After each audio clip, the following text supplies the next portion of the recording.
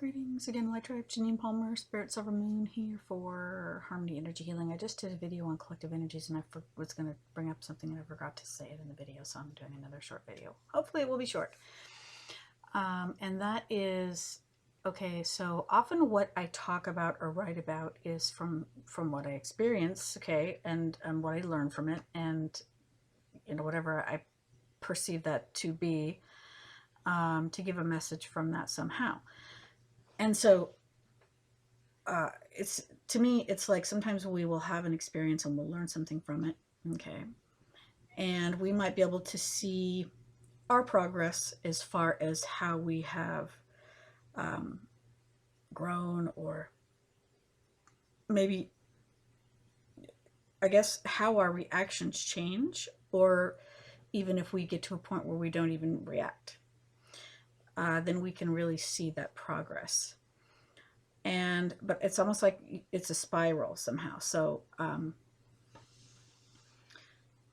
I feel like if we were tested and we learned and we became stronger, we rose above something,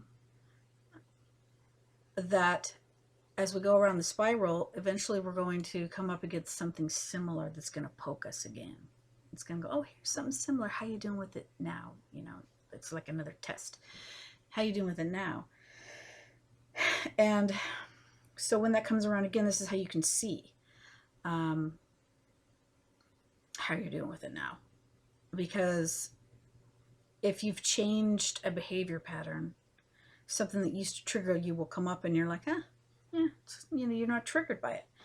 And so this is how we can sort of test ourselves on that progress, which is kind of cool. And so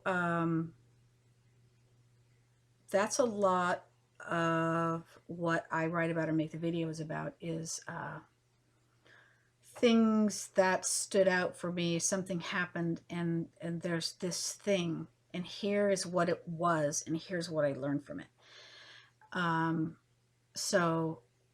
But like I said, through our interaction with people who are friends that maybe turn out not to be friends, but then maybe they're friends again or whatever,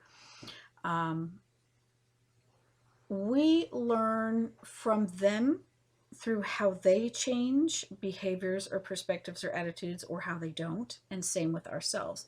I have one friend who used to be extremely reactionary, and but realized it and owned up to it and apologized for the behaviors because of it. And it was so easy to be able to connect with that energy because of the honesty. And I can see this massive growth into where I can actually have an interaction without this explosive reactionary stuff, which when that would happen, it's a push away. It's like, I can't go there. I can't deal with that. I'm not going to deal with it. I'm not going to allow that in my space.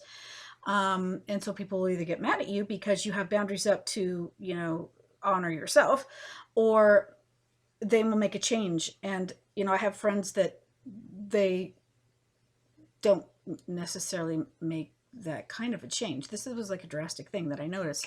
And I was impressed by that. We create through light and dark. There's the shadow of the unknown. There's the shadow of the unresolved. There's the shadow of the wounds, of the scars, of the fears. So what do we create through the light and the shadow? So we can take the situation,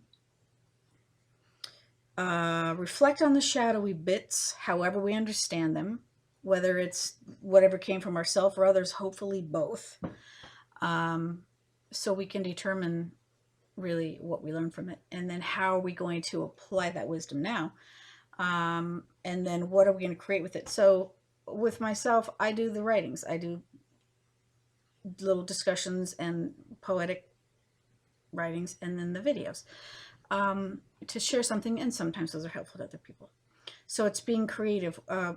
What am I going to take from that shadow land and turn that into something lighter? Okay, what am I going to transform that into, you know? So that's all I wanted to say, is kind of like where a lot of the inspiration comes from for the stuff that I do. And a lot of it comes from what I learned through friends. So I have to say thank you to them for that. Peace, love, and light.